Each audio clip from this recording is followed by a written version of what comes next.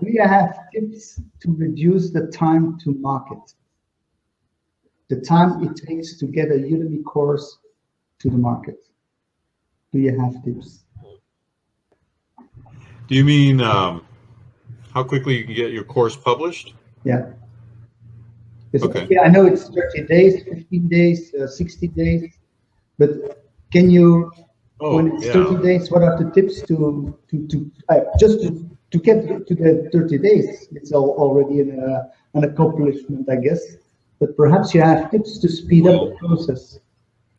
Oh, do you mean of the creating of the course or of the approval process? No, the creation. Oh, yeah. Dave's course. Well, actually, that's true. My course teaches you. It teaches you the process of getting your course done very quickly, because I've been creating information products for about 15 years. So way before I started on Udemy, I already had a system down for how to quickly create courses and create information products. So when I came to Udemy, that's why I have 30 courses, because I'm used to doing a lot of courses in a short period of time. So my course, the Udemy course creation course, let me post a little link here. That'll introduce you to my Udemy catalog, so to speak. It'll introduce you to that. But the bottom line is, what I do is I'll make a list. I'll start with a list of the questions that people have about my topic. I'll start with a working title. This isn't the list, but just to give you an idea. Then I'll start with an introduction, and then I'll start writing out, like, what are the main questions people are going to have about this topic.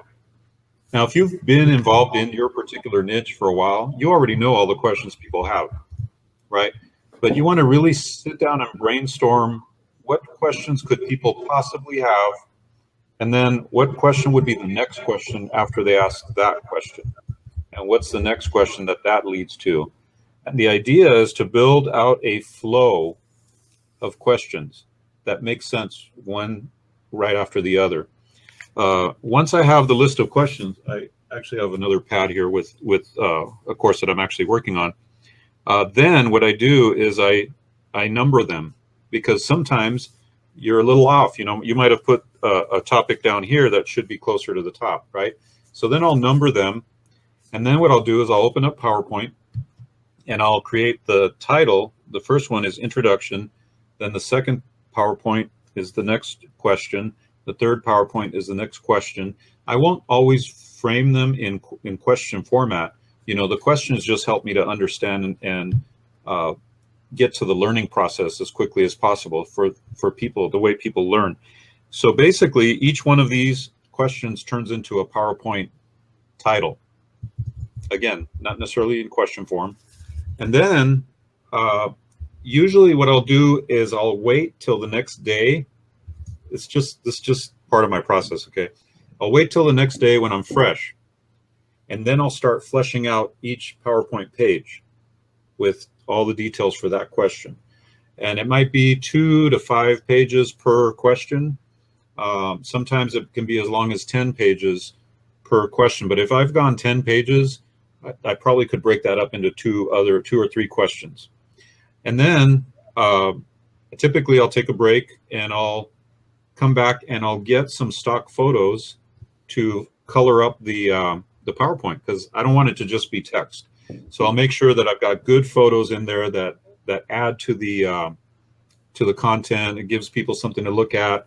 But almost all my courses are PowerPoint based, because I found that I could explain and express things much more quickly and more efficiently in PowerPoint. And I don't mean just text. Sometimes I'll do screen sharing. So screenshots, where I'll go in, like, let's say I'm teaching how to run Google Ads. So I'll go into the Google ad thing, and I'll take screenshots, and I'll pop it into the PowerPoint. And instead of actually going live on the site, sometimes it's more efficient to use screenshots with arrows pointing in the right place and showing them how everything works. And then other times you might just go to a website and actually, walk them through a demo. I'm doing that quite a bit as well. So, but the bottom line is, by doing that, you can get an hour and a half, 2 hour PowerPoint done typically it'll be between 60 and 90 slides. You can get that done in half a day. I mean, in a few hours, you know what I mean? And flesh it out. You can get that done. Yes, yes, no, you can get that I don't done. know about me, but I believe you guys can get it done. Such a great I believe you can. Yeah, I think you can get it that's done. from an American president, I guess.